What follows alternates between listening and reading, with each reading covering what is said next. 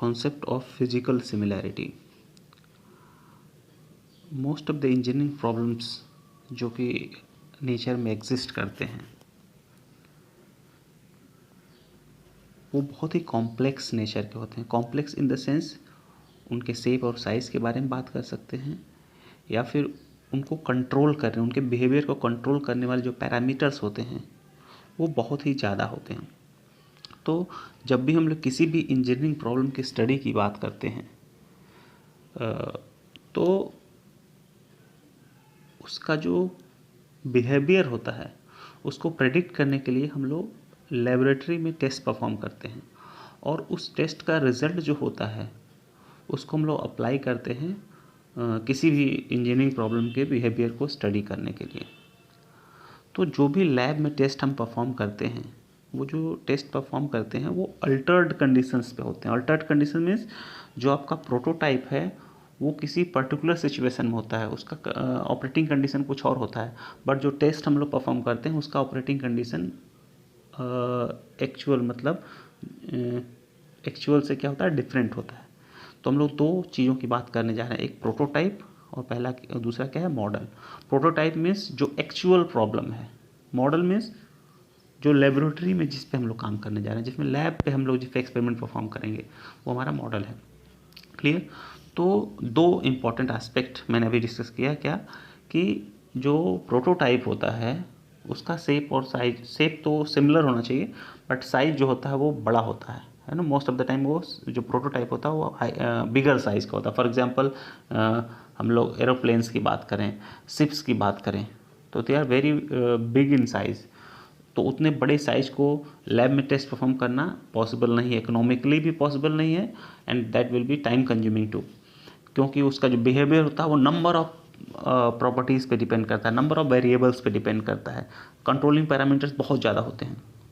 तो जो भी लैब में हम लोग टेस्ट परफॉर्म करते हैं वो जो होता है वो मॉडल पे परफॉर्म करते हैं. ठीक है. तो उस मॉडल के साथ क्या होना चाहिए, उस मॉडल को कौन कौन सी कंडीशन सेटिस्फाई करनी चाहिए अगर उसके रिजल्ट को हमको यूज़ करना है to predict the performance of actual machine और एक्चुअल इंजीनियरिंग प्रॉब्लम. ठीक है. तो हमारे पास दो क्वेश्चन अराइज होते हैं.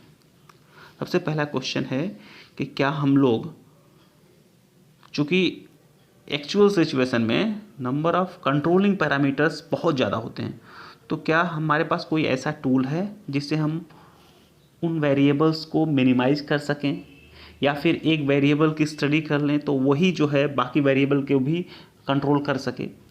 तो इससे हमारा क्या होगा, टाइम सेव हो जाएगा, है ना. और दूसरा क्वेश्चन ये है कि क्या अल्टर्ड कंडीशन में, यानी कि जो एक्चुअल सिचुएशन है, जो आपका प्रोटोटाइप है वो किसी और सिचुएशन में वर्क कर रहा है, किसी और क्या कहते हैं ऑपरेटिंग कंडीशंस में है, बट जो हम लोग टेस्ट परफॉर्म करते हैं उसकी ऑपरेटिंग कंडीशंस क्या होते हैं, थोड़े अलग होते हैं, थोड़े क्या बहुत ही अलग होते हैं. तो क्या वो उन अल्टर्ड कंडीशन में जो रिजल्ट दे रहा है, जो लैब टेस्ट परफॉर्म कर रहे हैं हम लोग, तो क्या उस अल्टर्ड कंडीशन में मिलने वाले रिजल्ट्स को हम यूज करके जो आपका प्रोटोटाइप है उसके परफॉर्मेंस को प्रेडिक्ट कर सकते हैं. तो इसका आंसर है हाँ, with the help of concept of physical similarity और with the help of similarity study. तो हम लोग समझ सकते हैं कितना इम्पोर्टेंट कॉन्सेप्ट है ये सिमिलैरिटी स्टडी. तो इसको मैं समराइज अगर करने की कोशिश करूँ तो मैं ये कह सकता हूँ कि कोई भी जो प्रोटोटाइप होता है, कोई भी इंजीनियरिंग प्रॉब्लम जो होता है वो नंबर ऑफ वेरिएबल्स पे डिपेंड करता है. उसका जो परफॉर्मेंस होता है वो नंबर ऑफ ऑपरेटिंग पैरामीटर्स पे डिपेंड करता है. हमारा काम क्या है, उन सारे पैरामीटर्स की स्टडी हम नहीं कर सकते क्योंकि that will consume lot of time and money. तो क्या हमारे पास कोई ऐसा टूल है जिससे हम लोग उन नंबर ऑफ ऑपरेटिंग पैरामीटर्स को कम कर सकें, जो उसके बिहेवियर को एक्सप्लेन कर सके, जो प्रोटोटाइप के बिहेवियर को एक्सप्लेन कर सके. और दूसरा क्या है कि हम लोग अल्टर्ड कंडीशन में एक्सपेरिमेंट्स को परफॉर्म करते हैं, तो क्या ऐसा करके जो रिजल्ट हमें मिलता है उन रिजल्ट्स को हम लोग यूज कर सकते हैं to predict the performance of actual to predict the performance of prototype, that is the actual object. Okay. To answer these questions we have to study about the concept of physical similarity. Okay. अगर physical similar concept of physical similarity की बात करें तो उसके लिए सबसे important एक point है जो मैंने यहाँ पे नोट करके लिखा है, the principle of physical similarity is valid only if the physics of the problem remain same. According to this theorem one can predict the performance of prototype from model observations. तो concept of physical similarity कहता है क्या है कि अगर हम लोग कुछ चीज़ों को कंट्रोल कर सकें, वो चीज़ क्या है, अगर हम ज्योमेट्रिक सिमिलैरिटी, काइनेमेटिक सिमिलैरिटी और डायनामिक सिमिलैरिटी मेंटेन कर सकें प्रोटोटाइप और मॉडल के बीच में, तो जो भी मॉडल के एक्सपेरिमेंट से जो भी एक्सपेरिमेंट हम मॉडल परफॉर्म करते हैं उसके रिजल्ट्स को हम लोग यूटिलाइज कर सकते हैं to predict the behaviour of what, to predict the behaviour of the prototype. Clear है? यानी कि जो भी एक्सपेरिमेंटल रिजल्ट्स हैं जिसको हमने परफॉर्म किस पे किया है, मॉडल पे किया है, उन रिजल्ट्स को हम यूटिलाइज करके अपने प्रोटोटाइप के बिहेवियर को जान सकते हैं, प्रोटोटाइप के बिहेवियर को हम लोग स्टडी कर सकते हैं, प्रेडिक्ट कर सकते हैं. क्लियर है? तो जो physical concept of physical similarity है उसके 3 बेसिक पिलर्स हैं. एक क्या है कि मॉडल और प्रोटोटाइप के बीच में ज्योमेट्रिक सिमिलैरिटी होनी चाहिए, मॉडल और प्रोटोटाइप के बीच में काइनेमेटिक सिमिलैरिटी होनी चाहिए, मॉडल और प्रोटोटाइप के बीच में डायनामिक सिमिलैरिटी होनी चाहिए. तो एक एक करके हम तीनों की बात करने जा रहे हैं. सबसे पहले हम बात करते हैं कॉन्सेप्ट ऑफ ज्योमेट्रिक सिमिलैरिटी. अच्छा, ज्योमेट्रिक सिमिलैरिटी को देखते समय हमें ये बात बिल्कुल ध्यान रखनी है कि shape of the object should remain same. मतलब जो प्रोटोटाइप है और जो मॉडल उसका हम लोग शेप नहीं चेंज कर सकते. तो क्या कहता है concept of geometrical similarity? All the linear dimensions of model are related to corresponding dimensions of the prototype by a constant scale factor. इसका मतलब केवल ये है कि अगर जो आपका प्रोटोटाइप है, सपोज करते हैं उसकी लेंथ 10 मीटर्स है, तो आपका जो मॉडल होगा उसकी लेंथ को हम लोग 2 मीटर कर सकते हैं. क्लियर?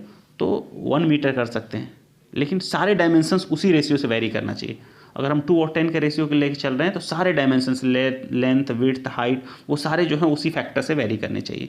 क्लियर है? यहाँ पर मैंने एक एग्जांपल ले रखा है, आप देख सकते हो. एक छोटा सा कीबोर्ड है यहाँ पे जो राइट साइड में है, ये जो आपका this one is what, this is your prototype and this one is your model. इसका जो ये डायमेंशन दिए हुए, ये ए है, ये बी है और ये सी है. करस्पॉन्डिंग इसका क्या है, आपका जो प्रोटोटाइप है उसका ए डैश, बी डैश और सी डैश. तो अकॉर्डिंग टू ज्योमेट्रिक सिमिलैरिटी, मतलब ज्योमेट्रिक सिमिलैरिटी मेंटेन करने के लिए क्या करना होगा आपको कि ए बाई ए डैश का रेशियो, मतलब ये लेंथ मॉडल में और ये लेंथ प्रोटोटाइप में, इन दोनों का रेशियो क्या होना चाहिए, कांस्टेंट फैक्टर होना चाहिए K. Similarly B by B dash should be also remain K and C by C dash should also be K. सारे डायमेंशंस का रेशियो एक कांस्टेंट फैक्टर होना चाहिए. क्लियर है? और इसके आगे एक स्टेप और आगे अगर हम जाएं तो क्या कर सकते हैं, अगर इन सारे का रेशियो के बराबर है, इसका मतलब ये है कि हम लोग इसको वेरी करा सकते, इसको इन दोनों को अगर हम जोड़ दें, के दोनों राइट साइड में के है तो इन दोनों को इक्वेट कर सकते हैं.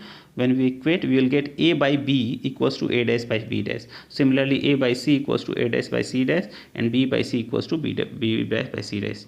मतलब 2 डायमेंशंस का रेशियो जो होगा वो भी क्या होगा, बराबर होगा. मतलब इस मॉडल का 2 डायमेंशन क्या है, ए और बी हैं. इस प्रोटोटाइप के 2 डायमेंशंस क्या हैं, ए डैश बी डैश हैं. तो A by B will be equals to A dash by B dash. अच्छा, आप ये भी ध्यान दे सकते हो कि यहाँ ऐसा करते समय एक इम्पॉर्टेंट फैक्ट आप ध्यान देना कि ये जो आपका ए बाई बी या ए डैश बाई बी डैश है, ये सारे क्या हैं, डायमेंशनलेस नंबर हैं, क्योंकि ऊपर भी लेंथ है और नीचे भी लेंथ है. तो ए बाई बी और A dash by B dash will be a dimensionless number. वैसे ही A by C, A dash by C dash, B by C, B dash by C dash will be also a dimensionless number. Clear है इतनी बात? तो ये आपकी क्या होगी, ज्योमेट्रिक सिमिलैरिटी होगी. The next is what, next is kinematic similarity. Kinematic similarity मतलब क्या है, हम लोग वेलोसिटी की बात कर रहे हैं. तो अगर कोई 2 ऑब्जेक्ट आपके पास हैं, 2 ऑब्जेक्ट मीन्स एक मॉडल है और एक प्रोटोटाइप है. सिमिलरली आपके पास ये मॉडल है, this is your model and this is your prototype. ये एक सपोज कर लो आप ये आपका विंड टनल में रखा होगा कोई चीज़, कोई ऑब्जेक्ट है. तो उसके 2 पॉइंट्स की बात करें हम लोग, ए और बी. ए पॉइंट की वेलोसिटी क्या वी ए है और बी पॉइंट वेलोसिटी क्या है वी बी है. यहाँ पे ए डैश पॉइंट की क्या है V A dash, B dash point corresponding B dash point की वी बी डैश है. तो VA divided by VA dash should be a constant value. Similarly VV divided by VB dash should be a constant value. Clear. अच्छा यहाँ पे देखो मैंने A और B के बीच में डिस्टेंस कितना ले रखा है, L ले रखा है. तो A डैश और B डैश के बीच में डिस्टेंस कितना हो जाएगा, KL हो जाएगा, क्योंकि K वो फैक्टर है. ज्योमेट्रिक सिमिलैरिटी मेंटेन करते समय हमने बताया था ना कि लेंथ जो वेरी करना चाहिए वो K फैक्टर से वेरी करना चाहिए. तो यहाँ पे A और B के बीच का डिस्टेंस अगर L है तो यहाँ पे A डैश और B डैश के बीच की डिस्टेंस क्या होनी चाहिए, KL के बराबर होना चाहिए. क्लियर इतनी बात. ओके. तो कॉन्सेप्ट ऑफ काइनेमेटिक सिमिलैरिटी क्या कहता है, velocity at corresponding points in model and prototype are in same direction and are related by a constant scale factor. Clear है इतनी बात. तो ऐसा करते समय हम लोग क्या लिख सकते हैं कि आपका जो VA बाई VA डैश है वो K1 के बराबर होना चाहिए. Similarly VB by V dash should also be equals to K1.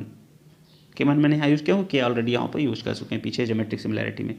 तो अगर इन दोनों को हम लोग कंबाइन करें then you will get a result VA by VB equals to VA dash by VB dash. इसका मतलब दो पॉइंट्स पे वेलोसिटी अगर मॉडल की पता है हमें और करेस्पॉन्डिंग दो पॉइंट्स पे आपको प्रोटोटाइप की वेलोसिटी का रेशियो पता है, तो they will be what, they should always be equal अगर उन दोनों में काइनेमेटिक सिमिलैरिटी है तो. क्लियर. फिर से आप देख सकते हो VA बाई VB क्या है, एक डायमेंशनलेस नंबर है. VA dash by VB dash क्या है, डायमेंशनलेस नंबर है. इस डायमेंशनलेस नंबर में फोकस इसलिए कर रहा हूँ क्योंकि इसका बहुत ही इंपॉर्टेंस है आगे चल के स्टडी में. ओके. देन नेक्स्ट हम लोग बात करते हैं किसकी, डायनेमिक सिमिलैरिटी की. तीसरा एस्पेक्ट जो है, तो डायनेमिक सिमिलैरिटी क्या कहता है, ये फोर्स के बारे में बात करता है. At the corresponding points in model and prototype identical kind of forces are parallel and are related by a constant scale factor. For example, viscous force जो मॉडल का होना चाहिए और विस्कस फोर्स जो प्रोटोटाइप का है, उन दोनों का रेशियो क्या होना चाहिए, कांस्टेंट होना चाहिए. Similarly inertia force of the model and inertia force of the prototype should B the ratio of inertia force of the model and the inertia force of the prototype should be a constant value. Clear है. तो उसके लिए आपको एक छोटा सा मैंने summarise कर रखा है कि डिफरेंट काइंड्स ऑफ फोर्सेस जो होते हैं जो बेसिकली फ्लूइड मशीन्स में यूज होते हैं, they are inertia force, viscous force, gravity force, pressure force, surface tension force and etcetera. Number of forces involve होते हैं किसी भी फ्लूइड मशीन्स के किसी भी इंजीनियरिंग प्रॉब्लम में. क्लियर है. तो कहने का मतलब क्या है, अगर डायनेमिक सिमिलैरिटी प्रिवेल करना है आपके मॉडल और प्रोटोटाइप में, तो इन फोर्सेस का रेशियो जो होना चाहिए वो कांस्टेंट होना चाहिए करेस्पॉन्डिंग पॉइंट्स पे. यानी कि viscous force of model divided bye viscous force of the prototype should B a constant value. Inertia force of the model divided by inertia force of the prototype should be a constant value and these constant values should be same. Okay. तो ऐसा करके हमको फिर से एक dimension list में suppose कर लो, आप बात करो किसका, अकॉर्डिंग टू डायनेमिक सिमिलैरिटी क्या कह सकते हैं, inertia force of the model divided by inertia force of the prototype should be a constant value K. Similarly viscous force of the model divided viscous force of prototype should be a constant value. अगर इन दोनों को combine करें then you will get what, inertia force divided viscous force of the model should be inertia force divided viscous force of the prototype. अच्छा, आपको पता है कि inertia force upon viscous force जो होता है वो एक बहुत ही इंपॉर्टेंट नंबर शो करता है जिसको हम लोग रेनॉल्ड्स नंबर बोलते हैं. तो रेनॉल्ड्स नंबर जो मॉडल और प्रोटोटाइप होना चाहिए वो क्या होना चाहिए, सेम होना चाहिए. और आप कैसे, रेनॉल्ड्स नंबर क्या होता है, एक डायमेंशनलेस नंबर होता है. ठीक है. तो अगर आपके पास एक मॉडल है, एक प्रोटोटाइप है. मॉडल कहाँ है, लैब में है. प्रोटोटाइप जब एक्चुअल ऑब्जेक्ट है. तो अगर उस पर्टिकुलर प्रॉब्लम में, जिस प्रॉब्लम की एनालिसिस कर रहे हो आप, वहाँ पे विस्कस फोर्स और इनर्शिया फोर्स इंपॉर्टेंट हैं, तो आपको क्या इंश्योर करना होगा, आपको इंश्योर करना होगा कि जो मॉडल का रेनॉल्ड्स नंबर है और जो प्रोटोटाइप का रेनॉल्ड्स नंबर है वो दोनों सेम होना चाहिए. अगर आप इस मॉडल से रिजल्ट जो मिल रहे हैं आप उसको यूटिलाइज करना चाहते हो to predict the performance of what, the prototype. Clear है, बात समझ में आ रही है. तो इसका मतलब कि जो कॉन्सेप्ट ऑफ फिजिकल सिमिलैरिटी है वो हमको एक टूल देता है कि जो भी मॉडल से हमें रिजल्ट मिलता है उस मॉडल के रिजल्ट को हम लोग यूज कर सकते हैं आपके प्रोटोटाइप के परफॉर्मेंस को, उसके बिहेवियर को प्रेडिक्ट करने के लिए। लेकिन उसके लिए क्या कंडीशन फुलफिल करना होगा? The model and prototype should prevail geometric similarity, kinematic similarity and dynamic similarity. अच्छा, मैंने अभी जब डिस्कस कर रहा था तीनों सिमिलैरिटी, तीनों तरह के सिमिलैरिटी, तो मैंने बताया था, हर जगह मैंने बताया था ये सारे क्या आ रहे हैं, ये सारे डायमेंशनलेस नंबर्स आ रहे हैं। तो इसका मतलब ये है कि अगर दो प्रॉब्लम्स हैं या फिर एक मॉडल और प्रोटोटाइप की बात कर रहे हैं हम लोग, तो उनके बीच में इन डायमेंशनलेस नंबर्स को क्या होना चाहिए? सेम होना चाहिए। क्लियर है? लेकिन ऐसे नंबर ऑफ डायमेंशनलेस नंबर्स हो सकते हैं, infinite number of dimensionless numbers हो सकते हैं। तो क्या हमको सारे को चेक करना होगा कि अभी इसमें रेनॉल्ड्स नंबर चेक कर लिया, फिर मैक नंबर चेक कर लिया, फिर सिमिलरली आपका क्या कहते हैं, फ्राउड नंबर होता है, ऐसे करके बहुत सारे नंबर्स हैं, और डिफरेंट वेलोसिटीज़ का रेशियो, लेंथ का रेशियो, डायमेंशन का रेशियो, ये सारे नंबर ऑफ डायमेंशनलेस पैरामीटर्स होते हैं। तो क्या मॉडल और प्रोटोटाइप की सिमिलरिटी को चेक करने के लिए ये सारे नंबर्स को चेक करना पड़ेगा, हमें सारे डायमेंशनलेस नंबर के बारे में बात करना पड़ेगा? तो बहुत ही मुश्किल हो जाएगा, फिर से बहुत हमारा काम जो होगा बढ़ जाएगा। तो इसके लिए सबसे एक बहुत इंपॉर्टेंट टूल आया जिसको हम लोग पाई थ्योरम बोलते हैं, जैसे डायमेंशन एनालिसिस बोलते हैं। वहाँ पे उसके एनालिसिस से हमको केवल वही डायमेंशनलेस नंबर मिलते हैं जिनका रोल है उस प्रॉब्लम के बिहेवियर को स्टडी करने के लिए। इस सारे की बात नहीं करेंगे हम लोग। तो concept of physical similarity is directly related to dimension analysis, जिसमें हम लोग किसकी बात करेंगे? अभी बकिंघम पाई थ्योरम की बात करेंगे। सबको पता है? अच्छा, पाई थ्योरम क्यों बोलते हैं इसको? क्योंकि पाई टर्म्स जो होते हैं बकिंघम पाई थ्योरम में, they are the dimensionless numbers जो हमारे इंपॉर्टेंस के हैं, है ना। तो अगर आपके पास मॉडल और प्रोटोटाइप है तो there may be number of dimensionless numbers, but वो सारे हमारे लिए इंपॉर्टेंट नहीं है। इंपॉर्टेंट कौन है? जो हमें मिलेंगे कहाँ से? फिजिक्स ऑफ द प्रॉब्लम से। ओके, कभी कहीं किसी प्रॉब्लम में आपका इनर्शिया फोर्स इंपॉर्टेंट रखता है, कहीं कहीं आपका विस्कस फोर्स इंपॉर्टेंस रखता है, कहीं कहीं आपका फ्रिक्शनल फोर्स इंपॉर्टेंस रखता है, प्रेशर फोर्स इंपॉर्टेंस रखता है। तो इन सारे की स्टडी करने से बेटर है कि हम लोग उन्हीं फोर्सेस के बारे में स्टडी करें, उन्हीं फोर्सेस के रेशियो के बारे में स्टडी करें जो कि पाई थ्योरम से हमें मिल रहा है, बकिंघम पाई थ्योरम से मिलेगा हमें। तो जब हम लोग किसी फ्लूइड मशीन की बात करते हैं तो जो उसके वेरिएबल्स होते हैं, जो उसको वेरिएबल्स मतलब क्या कह सकते हैं, और पैरामीटर्स जो उसके होते हैं, they are basically P, Q, rho, D and mu and G H. P क्या है? P is the power. अगर टरबाइन के केस में बात करें तो वो पावर क्या है? आपका आउटपुट पैरामीटर है। Then next is discharge. Discharge क्या है? अगेन टरबाइन केस के बात करें तो वो क्या है? इनपुट पैरामीटर है। हेड क्या है? Head is what? बेसिकली एक तरह से हेड जो है वो एनर्जी काम करता है कि कितनी एनर्जी उस टरबाइन को मिल रही है वो पावर प्रोड्यूस करने के लिए। Then next is density of the liquid, that is water, then diameter, then speed of the turbine, and then viscosity of the fluid. Okay, तो ये बेसिक पैरामीटर्स हैं या वेरिएबल्स हैं जो कि किसी भी फ्लूइड मशीन में यूज होते हैं, उसके परफॉर्मेंस को प्रेडिक्ट करने के लिए यूटिलाइज होते हैं। क्लियर? तो आपको पता है कि नेक्स्ट स्टेप क्या होता है पाई थ्योरम में? Next step is to choose the repeating variables. अच्छा, नंबर ऑफ रिपीटिंग वेरिएबल्स कितने होते हैं? नंबर ऑफ रिपीटिंग वेरिएबल्स उतने ही होते हैं जितने आपके फंडामेंटल डायमेंशंस हैं। अच्छा, फंडामेंटल डायमेंशंस कैसे पता कितने होंगे? आप इन सारे का फंडामेंटल डायमेंशन लिख लो, इन सब का लिख लो, तो उसमें MLT बेसिकली मोस्टली जो होता है फ्लूइड मशीन की अगर बात करें तो उसमें क्या होता है? ML और T होते हैं। तो मोस्ट ऑफ द टाइम्स आपको 3 फंडामेंटल डायमेंशंस मिलेंगे। ठीक है, तो हमने क्या किया? रिपीटिंग वेरिएबल चूज करेंगे पहले। रिपीटिंग वेरिएबल चूज करने के लिए कुछ इंपॉर्टेंट पॉइंट्स हैं वो आपको याद रखना है। यहाँ पर लिख रखा है method of selecting repeating variable. सबसे पहला पॉइंट क्या है कि number of repeating variable should be what? Number of fundamental dimension, जो मैंने अभी बताया आपको। Next point is what? Avoid dependent variable. जैसा मैंने बताया, अगर हम टरबाइन की बात करते हैं तो टरबाइन फ्लूइड मशीन्स मतलब टरबाइन और पंप्स के रिस्पेक्ट में मैं बात कर रहा हूँ, ठीक है। तो अभी फिलहाल मैं टरबाइन की अगर बात करूँ तो टरबाइन केस में पावर क्या होता है, आउटपुट पैरामीटर होता है ना। आउटपुट पैरामीटर मतलब दे आर डिपेंडेंट वेरिएबल, ठीक है। वैसे ही आपका जो अगर पंप की बात करें तो पंप के केस में आउटपुट पैरामीटर क्या होता है, क्यू होता है ना, डिस्चार्ज होता है। तो डिस्चार्ज जो है हम लोग सेलेक्ट नहीं करेंगे as what, as repeating variable, clear है। तो while selecting the repeating variables you should avoid selecting dependent variables, that is output parameters. Next is what, the repeating variable should contain all the dimensions collectively. मतलब अगर हम यहाँ पे अगर बात करें फॉर एग्जांपल 3 रिपीटिंग वेरिएबल मैंने select किया, रो डी और एन, तो इन ये सारे मिल के तीनों डायमेंशंस,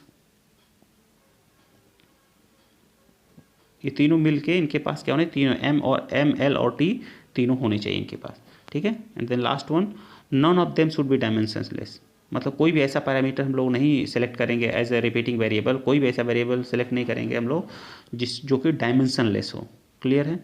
तो 3 इंपॉर्टेंट पॉइंट, सबसे पहला क्या कि जो आपके डिपेंडेंट वेरिएबल्स हैं उनको सेलेक्ट नहीं करेंगे एज ए रिपीटिंग वेरिएबल। दूसरा पॉइंट क्या है, जो सारे रिपीटिंग वेरिएबल्स हैं वो मिल के सारे फंडामेंटल डायमेंशंस को कंटेन करने चाहिए।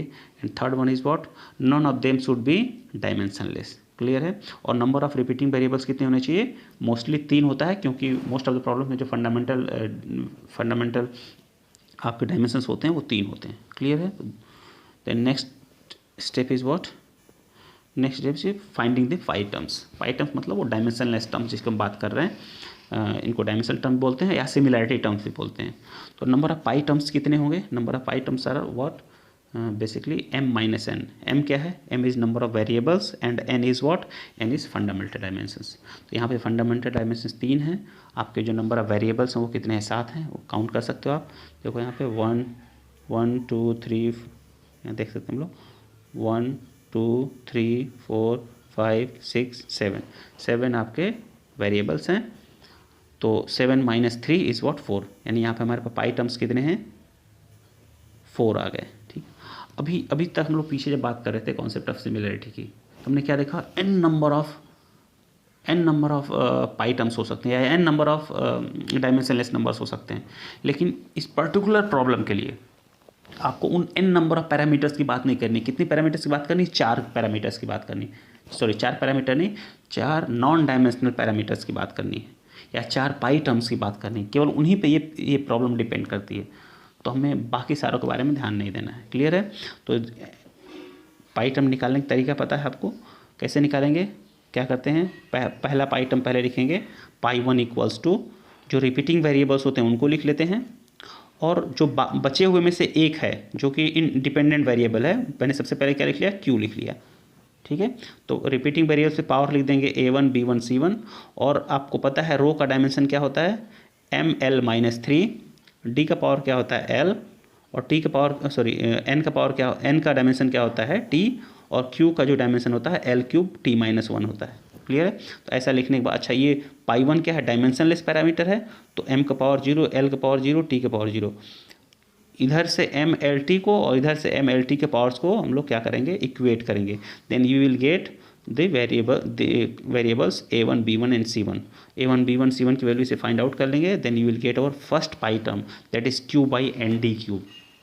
तो ये वो टर्म है जो कि बराबर होना चाहिए किसमें, मॉडल और प्रोटोटाइप में। तो अगर हम किसी टरबाइन का मॉडल प्रिपेयर कर रहे हैं, है ना, स्टडी के लिए, तो उस मॉडल का जो ये वैल्यू होना चाहिए, this pi 1 parameter should be same as that of the prototype, okay. मतलब q by N D cube of model should be equals to q by N D cube of prototype, clear. ये है pi term का मतलब, clear ना। Then next step जो similarly हम लोग क्या करेंगे, सेकेंड पाई टर्म कैलकुलेट करेंगे, that will be same process है। इस बार हम लोग क्या करेंगे, pi 2 equals to rho D N जो कि रिपीटिंग वेरिएबल्स हमारे हैं, और फिर से बचा हुआ एक पैरामीटर जो है उसको हम लोग बोल रहे हैं पी, जो पावर है। तो इस पर A2 B2 C2 लिख दिया।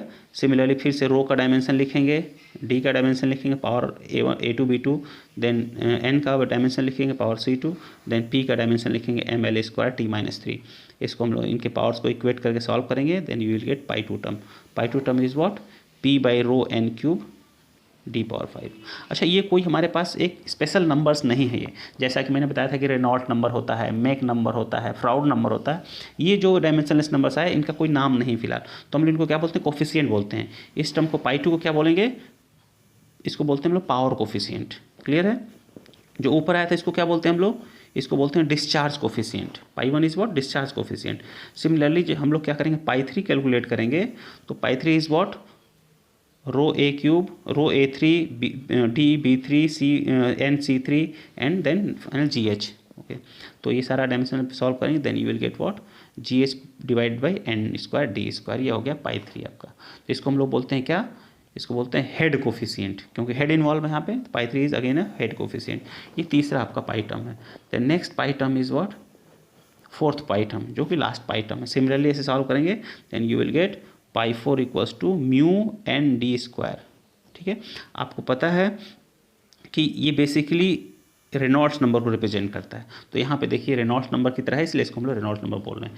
लेकिन most of the fluid machine problems Reynolds number का बहुत ज़्यादा रोल नहीं होता है, यानी विस्कस इफेक्ट जो होता है डोमिनेंट नहीं होता है, इसलिए इस पाई4 को भी हम लोग बेसिकली इग्नोर करते हैं। ये सिमिलैरिटी को बेसिकली हम लोग क्या करते हैं, इग्नोर करते हैं। मतलब Reynolds number of the model is equals to Reynolds of the number of prototype. इसको हमको करने की ज़रूरत नहीं होती, क्योंकि इसका रोल जो होता है, इसका जो रोल है वो डोमिनेंट नहीं है while studying the behaviour of model in prototype. Okay, while studying the behaviour of what, of fluid machine. तो रेनॉल्ड्स नंबर को हम लोग इग्नोर करते हैं। तो जो हमारे लिए इंपॉर्टेंट पाई टर्म्स हैं, जो इंपॉर्टेंट नॉन डायमेंशनल नंबर्स हैं, वो पीछे के 3 थे, पाई1, पाई2, पाई3, जिनको मैंने क्या बोला था, डिस्चार्ज कोफिशिएंट, और then power coefficient, then head coefficient. ये 3 इंपॉर्टेंट पाई टर्म्स हैं जो कि मॉडल और प्रोटोटाइप के सेम होना चाहिए। अगर आपको मॉडल पे जो भी आपने एनालिसिस कर रखी है उसके रिजल्ट्स को आपको यूज करना है to predict the performance of the prototype. ये तीनों पाई टर्म्स अगर उन दोनों के बराबर हैं तो ऐसा हम कर सकते हैं। क्लियर है। तो मैंने क्या लिखा, out of the 4 pi terms, पाई4 is not of much importance because viscous force do not have much role in case of turbo machines। जो मैंने बताया वही चीज़ लिखा हुआ है यहाँ पे। क्लियर। देन नेक्स्ट हमारा जो फंक्शनल बिहेवियर होगा वो क्या होगा, f ऑफ पाई1, पाई2, पाई3 शुड बी इक्वल्स टू 0। ये आपका क्या, मैंने पाई1, पाई2, पाई3 की वैल्यू पुट कर दी। इसको हम लोग लिखा डिस्चार्ज कोफिशिएंट बोलते हैं, इसको पावर कोफिशिएंट बोलते हैं, और इसको क्या बोलते हैं, हेड कोफिशिएंट बोलते हैं। That should be equals to 0। Now ये सारा जो मैंने डिस्कस किया आपके साथ, concept of similarity, then concept of non dimensional parameter, that is Buckingham pi theorem, इन सब का जो बेसिक मोटिव था स्टडी करने का वो क्या था, हमें स्पेसिफिक स्पीड समझना, टरबाइन की स्पेसिफिक स्पीड को समझना क्या होता है। ठीक है, तो आते हैं अपने टरबाइन स्पेसिफिक स्पीड का मतलब क्या होता है वो समझने की कोशिश करते हैं। ठीक है, ये इतनी बात क्लियर है सबको कि जो आपका मॉडल और प्रोटोटाइप है उन दोनों के बिहेवियर को, सॉरी प्रोटोटाइप के बिहेवियर को स्टडी करना है तो मॉडल को ये सारे कंडीशन सेटिस्फाई करने पड़ेंगे। मतलब मॉडल का पाई1, मॉडल का पाई2, मॉडल का पाई3 शुड बी इक्वल्स टू पाई1, पाई2, पाई3 ऑफ व्हाट, प्रोटोटाइप। क्लियर है। अगर ऐसा होगा तो हम लोग क्या कर सकते हैं, मॉडल के रिजल्ट्स को यूटिलाइज कर सकते हैं प्रोटोटाइप के बिहेवियर को स्टडी करने में। अपार्ट फ्रॉम दैट आप देख सकते हो कि अब हमें Q/N_d³, अगर पाई1 की बात करें तो आपको देखो Q/N_d³, ये 3 पैरामीटर्स एक साथ आ गए। नहीं तो आपको क्या करना होता, आप समझ सकते हो। अगर मैंने यहाँ पे एक ग्राफ बनाया जिसमें इस पर मैंने Q लिखा है और यहाँ पे D लिखा है, तो मुझे Q और D का वेरिएशन देखना पड़ेगा कि Q और D जो है N के साथ कैसी वेरी करा। मान लो N1 के लिए Q और D का वेरिएशन ऐसा है, N2 के लिए Q और D का वेरिएशन ऐसा है, N3 के लिए Q और D का वेरिएशन इतना है। मतलब इतने सारे हमको स्टडी करने में, अब क्या है कि मुझे Q और D का इंडिविजुअल स्टडी करना नहीं होगा। हम लोग क्या करेंगे, Q/N_d³ एक पैरामीटर ले लिए। मान लो Q/N_d³ आपका पाई1 टर्म है। ओके, इसका बिहेवियर हमने किसी के रेस्पेक्ट में देख लिया, तो इस पे सारी चीज़ें आ जाएंगी। अच्छा, पाई को हम लोग कैसे, पाई वन को कैसे कांस्टेंट कर सकते हैं, हम लोग क्यू को चेंज कर सकते हैं, एन को चेंज करके और डी को चेंज करके पाई वन की वैल्यू कांस्टेंट रख सकते हैं। यानी कि हमको इंडिविजुअल पैरामीटर की स्टडी करने की ज़रूरत नहीं है, हमारे पैरामीटर्स क्या हो गए, कम हो गए, जिनको हमको स्टडी करना है। मतलब Q by N D cube is now an individual parameter. Okay, ठीक। नेक्स्ट इज व्हाट, अब हम लोग बात करने जा रहे हैं किसकी, स्पेसिफिक स्पीड की बात करने जा रहे हैं। It is the speed of a turbo machine of same homologous series. क्या है होमोलॉगस, इसके बारे में भी बात करेंगे हम लोग। होमोलॉगस सीरीज क्या होती है, of same homologous series to which actual turbine belongs but of a such size that will develop unit power when working under unit head। और इसको हम लोग क्या बोलते हैं, एन बोलते हैं, N equals to P under root, ये सब इसकी बात नहीं करेंगे अभी, फिलहाल हम टरबाइन की बात कर रहे हैं, टरबाइन की स्पेसिफिसिटी की बात कर रहे हैं। तो N S T is N root P divided by H का पावर 5/4। ठीक है, इसको हम लोग आगे देखते हैं, क्लियर समझते हैं क्या है इसका मतलब। ठीक है, तो उसका फिजिकल मीनिंग भी समझने की कोशिश करेंगे, स्पेसिफिक का फिजिकल मीनिंग क्या होती है। क्लियर है। In case of turbines the operating parameters are what, the operating parameter N P and H. Turbine की अगर हम बात करें, टर्बाइन को अगर हम डिफाइन करते हैं तो क्या बोलते हैं कि टर्बाइन की पावर रेटिंग क्या है, और टर्बाइन किस हेड के अंडर काम कर रहा है और किस आरपीएम पे काम कर रहा है। तो ये तीन इंपॉर्टेंट पैरामीटर्स जो हैं, ये क्या करते हैं, इन्हीं से कोई भी टरबाइन जो है डिफाइन किया जाता है। तो अगर हम टरबाइन के रिस्पेक्ट में बात करें तो जो हमारे ऑपरेटिंग पैरामीटर्स हैं वो क्या हैं, एन पी और एच हैं। सिमिलरली अगर हम पंप की बात करें तो ऑपरेटिंग पैरामीटर्स क्या होते हैं, एन क्यू और एच। तो अगर टरबाइन की अगर हम बात कर रहे हैं तो उसमें जो ऑपरेटिंग पैरामीटर जो हैं वो क्या है, एन पी और एच हैं। तो हम लोग क्या चाहेंगे कि ये जो पाई टर्म्स हैं, है ना, जो पाई टर्म्स हैं वो एन पी और एच के टर्म्स में आए, है ना। बाकी जो आपका क्यू है और आपका जो डी है ये एलिमिनेट हो जाए। या फिर हम टरबाइन की केवल बात कर रहे हैं तो उसमें जो हमारा ये वाला पैरामीटर है,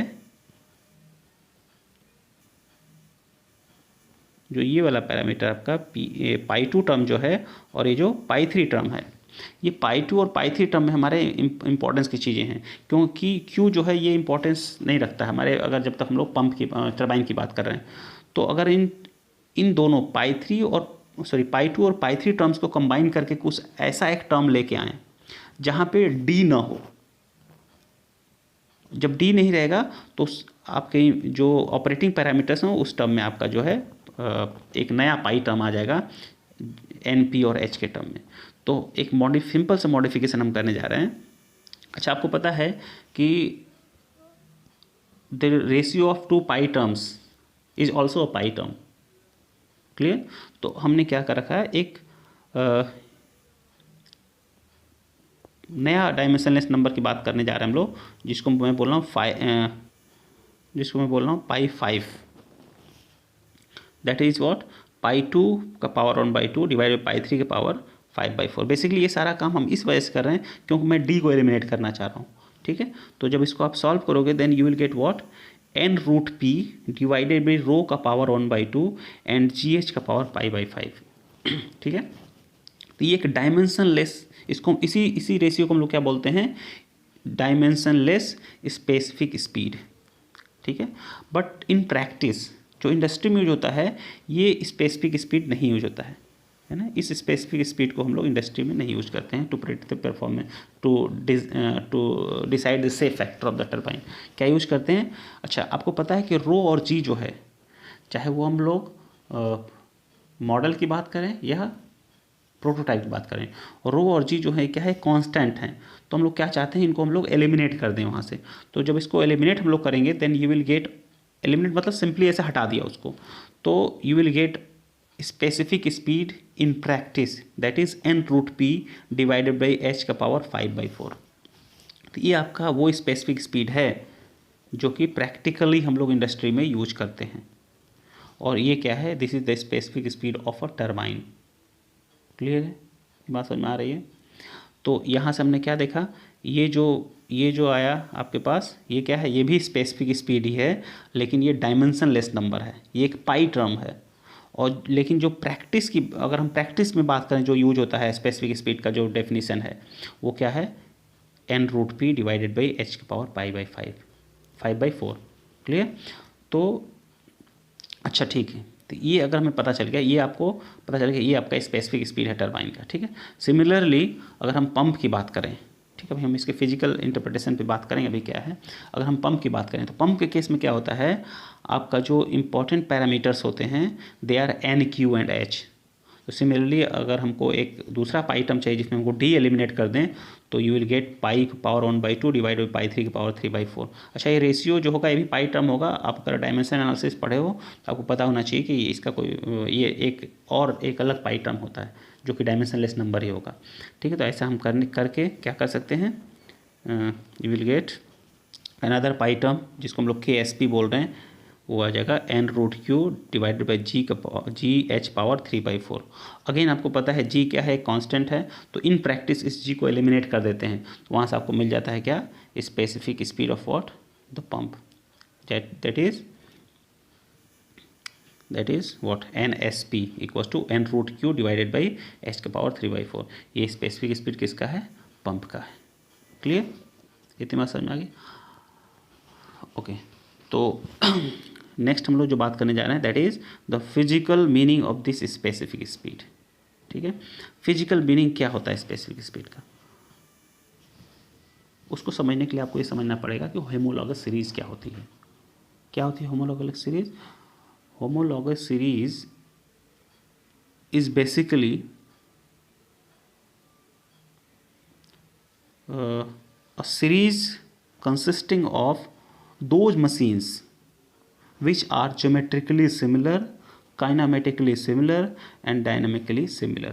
इसका मतलब किसी एक होमोलॉगस सीरीज में अगर सर्टेन नंबर ऑफ मशीन्स हैं तो उन सारे मशीन्स का π1, π2, π3, π4 जो भी आपके जो कंट्रोलिंग पैरामीटर्स हैं, कंट्रोलिंग इंडिपेंडेंट पैरामीटर्स हैं, वो सारे क्या होने चाहिए, सेम होना चाहिए। तो बेसिकली जो आपका जो स्पेसिफिक स्पीड होता है वो सेफ फैक्टर होता है टर्बो मशीन्स का। सेफ फैक्टर मतलब वो डिसाइड करता है कि कौन सी होमोलॉगस सीरीज आपको यूज करनी है for a particular range of specific speed. Clear. तो हम लोग अगर होमोलॉगस सीरीज का डेफिनेशन देखना चाहें तो क्या है, तो machines are said to be of same homologous series if they satisfy geometric similarity, kinematic similarity and dynamic similarity, that is pi terms of these machines should be same।